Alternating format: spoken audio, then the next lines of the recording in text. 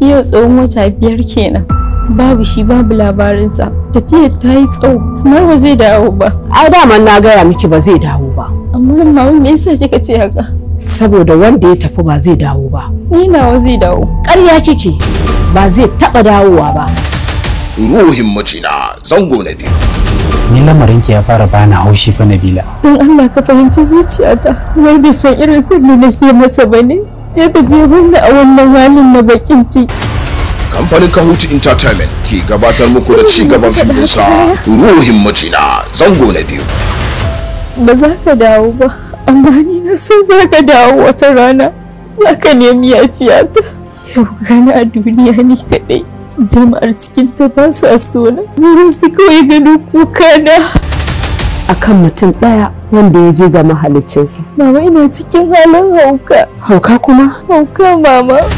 Wato kin kasa gane duk wanda ya mutu ba zai dawo ba. Zai dawo. Yaushe? Wallahi malaminmu ne na makarantar mu, ko da zan taho shine mutum na ƙarshe da muka yi sallama da shi. Ruhin macina zango na 2.